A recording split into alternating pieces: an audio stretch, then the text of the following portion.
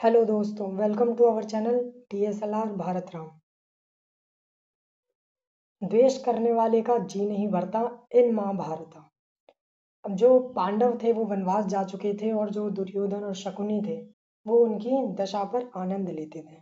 तो हुआ क्या था कि पांडवों के वनवास के दिनों में जब पांडव वनवास में थे, कई ब्राह्मण उनके आश्रम गए थे उनसे मिलने के लिए। वहां से लौटकर वे हस्तिनापुर पहुंचे। अब वो आश्रम से लौटने के बाद ऋषि मुनि हस्तिनापुर पहुंचे और राजा जो वहाँ के धृतराष्ट्र थे वो उनसे पांडवों का हाल चाल सुनते थे। तो धृतराष्ट्र ने जब यह सुना कि पांडव वन में बड़ी तकलीफ उठा रहे थे तो उनके मन में चिंता होने लगी। किंतु दुर्योधन का भला इतने से संतोष क्या होता। अब जो दुर्योधन था उसको इतने में संतोष नहीं होता था कि पता नहीं वो मतलब क्या ही वो दुख भोग रहे होंगे। वो अपनी आंखों से देखना चाहता था। वह कर्ण से कहता है कि कर्ण, मैं चाहता हूँ कि मैं पांडवों को मुसीबत में पड़े हुए अपनी आंखों से देखूं। दुर्योधन ऐसा चाहता था। इसलिए तो तुम और मामा शकुनी कुछ ऐसा उपाय करो कि वन में जाकर पांडवों को देखने की पिताजी से अनुमति मिल जाए। कर्ण बोला, द्वैतवन में कुछ बस्तियां हैं जो हमारे अधीन है। हर साल उन बस्तियों में जाकर चौपाइयों की गणना करना राजकुमारों का ही काम होता है। बहुत समय से ये प्रथा चली आ रही है, इसीलिए उस बहाने हम पिताजी की अनुमति आसानी से प्राप्त कर सकते हैं। कर्ण अपनी बात पूरी कर तरह से कह भी न पाया था कि दुर्योधन और शकुनी मारे खुशी के उछल पड़े। अब जो दुर्योधन था वो तो चाहता ही था कि जाके वो पांडव किस तरह से वन में रह रहे हैं देख सके। और उसका उपाय कर्ण ने दे दिया कि आप इस तरह वहां पर आप जा सकते हो। तो हुआ क्या, दुर्योधन ने विनती मांगी कि हमें जंगल में जाने दीजिए, लेकिन धृतराष्ट्र तो पहले तो मना करते हैं कि नहीं, वहां पर ही पांडव जो है अपना कष्ट भोग रहे हैं और मतलब वनवास के दिन बिता रहे हैं, तो तुम्हें वहां नहीं जाना चाहिए। लेकिन जो दुर्योधन होता है वो कहता है कि मैं उनके पास नहीं जाऊंगा, मैं दूर से ही गुजर जाऊंगा, मतलब दूसरी दिशा से चला जाऊंगा आगे। एक बड़ी सेना को साथ लेकर कौरव कौरव में कौन कौन, दुर्योधन, शकुनी और कौरव उसके भाई, वो सभी द्वैतवन के लिए रवाना हुए। दुर्योधन और कर्ण फूले नहीं समाते थे। उन्होंने पहुंचने पर अपने डेरे ऐसे स्थान पर लगाए जहां से पांडवों का आश्रम 4 कोस की दूरी पर ही था। गंधर्वराज चित्रसेन भी अपने परिवार के साथ उसी जलाशय के तट पर डेरा डाले हुए थे। दुर्योधन के अनुचर जलाशय के पास गए और किनारे पर तंबू गाड़ने लगे। इस पर गंधर्वराज के नौकर बहुत बिगड़े और दुर्योधन के अनुचरों की उन्होंने खूब खबर ली, मतलब खूब मारपीट हुई, लड़ाई हुई। वे कुछ ना कर सके और अपने प्राण लेकर भाग खड़े हुए। कौन, दुर्योधन के अनुचर यानी उसके सिपाही। दुर्योधन को जब इस बात का पता चला तो उसके क्रोध की सीमा न रही। वह अपनी सेना लेकर तालाब की ओर बढ़ा। वहां पहुंचना था कि गंधर्वों और कौरवों की सेनाएं आपस में भिड़ गई। घोर संग्राम छिड़ गया। यहाँ तक कि कर्ण जैसे महारथी से के भी रथ और अस्त्र शस्त्र चूर चूर हो गए और वे उल्टे पांव भाग खड़े हुए। अकेले दुर्योधन लड़ाई के मैदान में अंत तक डटा रहा। गंधर्वराज चित्रसेन ने उसे पकड़ लिया, फिर रस्सी से बांधकर उसको अपने रथ पर बैठा लिया और शंख बजाकर विजय घोष किया। जब युधिष्ठिर ने सुना कि दुर्योधन व उसके साथी अपमानित हुए हैं, दुर्योधन पांडवों के सबसे बड़े भाई को जब ये खबर मिलती है तो घर में कोई जब बहुत ही विशेष बात चल रही होती है तो गंभीर स्वर में युधिष्ठिर ने भीम से कहा, ये हमारे ही कुटुंब है, यानी यह हमारा ही परिवार है। तुम अभी जाओ और किसी तरह अपने बंधुओं को गंधर्वों के बंधन से छुड़ा लाओ। युधिष्ठिर के आग्रह पर भीम और अर्जुन ने कौरवों की बिखरी हुई सेना को इकट्ठा किया। जो सेना कौरवों की बिखर चुकी थी उन्हें इकट्ठे किया यानी एकत्र किया और वे गंधर्वों पर टूट पड़े। अंततः गंधर्वराज ने कौरवों को बंधन मुक्त कर दिया। इस प्रकार अपमानित कौरव हस्तिनापुर लौट आए। अब जो कि कौरव थे वो वहां पर पांडवों की दुर्दशा देखने जा रहे थे और यहाँ युद्ध में ये खुद ही बंदी हो गए और पांडवों ने उनको छुड़ाया।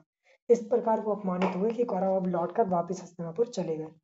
पांडवों के वनवास के समय दुर्योधन की तो इच्छा रासु यज्ञ करने की थी, किंतु पंडितों ने कहा कि धृतराष्ट्र और युधिष्ठिर के रहते उसे रासु यज्ञ करने का अधिकार नहीं है।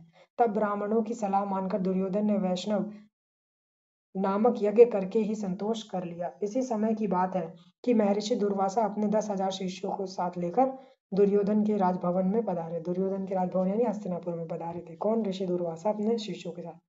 दुर्योधन के सत्कार से ऋषि बहुत प्रसन्न हुए और कहा, वत्स, कोई वर चाहो तो मांग लो। दुर्योधन बोला, मुनिवर, प्रार्थना यही है कि जैसे आपने शिष्यों समेत अतिथि बनकर मुझे अनुग्रहित किया है, वैसे ही वन में मेरे भाई पांडवों के यहाँ जाकर उनका भी सत्कार स्वीकार करें और फिर एक छोटी सी बात मेरे लिए करने की कृपा करें। वह यह है कि आप अपने शिष्यों समेत ठीक ऐसे समय युधिष्ठिर के आश्रम में जाए जब द्रौपदी पांडवों एवं उनके परिवार को भोजन करा चुकी हो और जब सभी लोग आराम से बैठे विश्राम कर रहे हो। उन्होंने दुर्योधन की प्रार्थना तुरंत मान ली। अब ऐसा उसने क्यों किया था दुर्योधन ने? क्योंकि वो पांडवों को सताना चाहता था। ऋषि दूर्वासा अपने शिष्यों के साथ युधिष्ठिर के आश्रम में जा पहुंचे। युधिष्ठिर ने भाइयों समेत ऋषि की बड़ी आवभगत की और उनको सत्कार किया। कुछ देर बाद मुनि ने कहा, अच्छा हम सब अभी स्नान करके आते हैं, तब तक भोजन तैयार करके रखना। कहकर दूर्वासा ऋषियों समेत नदी पर स्नान करने चले गए। ऋषियों मतलब और जो ऋषि दूर्वासा के साथ जो और ऋषि और शिष्य थे उनके साथ। वनवास के प्रारंभ में युधिष्ठिर से प्रसन्न होकर सूर्य ने उन्हें एक अक्षय पात्र प्रदान किया था। अब अक्षय पात्र वो पात्र होता है या वह पात्र था, ऐसा उस पुराने समय में माना जाता था कि अक्षय पात्र में जितना चाहे उतना भोजन उससे प्राप्त किया जा सकता था और इच्छा के अनुसार जितना भोजन चाहे उन्हें करवा सकते थे। तो जो सूर्य भगवान थे उन्होंने युधिष्ठिर को वो अक्षय पात्र प्रदान किया था और कहा था कि 12 वर्ष तक इसके द्वारा मैं तुम्हें भोजन दिया करूंगा। मैं कौन? सूर्यदेव। इसकी विशेषता यह है कि द्रौपदी हर रोज चाहे जितने लोगों को इस पात्र में से भोजन खिला सकेगी, परंतु उसके भोजन कर लेने के पर जब द्रौपदी स्वयं भी भोजन कर चुकेगी तब इस बर्तन की यह शक्ति अगले दिन तक के लिए लुप्त हो जाएगी। अगले दिन यानी अब 24 घंटे के लिए। जिस समय दुर्वासा ऋषि आए उस समय सभी को खिला पिलाकर द्रौपदी भी भोजन कर चुकी थी, इसीलिए सूर्य का अक्षय पात्र उस दिन के लिए खाली हो चुका था। अब अक्षय पात्र से भोजन अगले दिन ही प्राप्त किया जा सकता था। द्रौपदी बड़ी चिंतित हो उठी और कोई सहारा ना पाकर उसने परमात्मा की शरण ली। परमात्मा मतलब ईश्वर से। इतने में श्री कृष्ण कहीं से आ गए और सीधे आश्रम के रसोइये में जाकर द्रौपदी के सामने खड़े हो गए। बोले, बहन कृष्ण, बड़ी भूख लगी है, कुछ खाने को दो। द्रौपदी और भी दुविधा में पड़ गई। कृष्ण बोले, जरा लाओ तो अपना अक्षय पात्र, देखें कि उसमें कुछ है भी या नहीं। द्रौपदी हड़बड़ाकर बर्तन ले आई। उसके एक छोर पर अन्न का एक कण और साग की पत्ती लगी हुई थी। श्री कृष्ण ने उसे लेकर मुंह में डालते हुए मन में कहा, यह भोजन हो, इससे उनकी भूख मिट जाए। द्रौपदी तो यह देखकर सोचने लगी, कैसी हूं मैं कि मैंने ठीक से बर्तन भी नहीं धोया,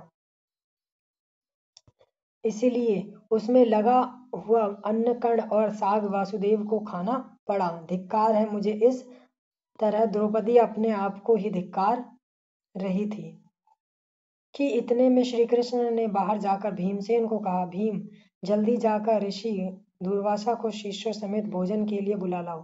भीमसेन उस स्थान पर गया जहां दूर्वासा ऋषि शिष्यों समेत स्नान कर रहे थे। नजदीक जाकर भीमसेन देखता क्या है कि दूर्वासा ऋषि का सारा शिष्य समुदाय स्नान करके भोजन भी कर चुका है।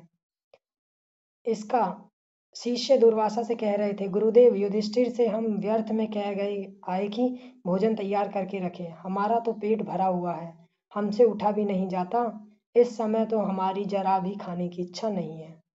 यह सुनकर दुर्वासा ने भीमसेन से कहा, हम सब तो भोजन कर चुके हैं। युधिष्ठिर से जाकर कहना कि असुविधा के लिए हमें क्षमा करे। यह कहकर ऋषि अपने शिष्यों सहित वहां से रवाना हो गए। अब जो द्रौपदी के एक अन्न के दाने और साग के पत्ती से श्री कृष्ण का पेट भरा था, इसी वजह से वो कहावत थोड़ी सी फेमस हुई थी। शायद आपने सुनी भी हो कि भीख में भीख दिया, तीनों लोग जीत लिया। ये कहावत फेमस हुई थी। समाप्त।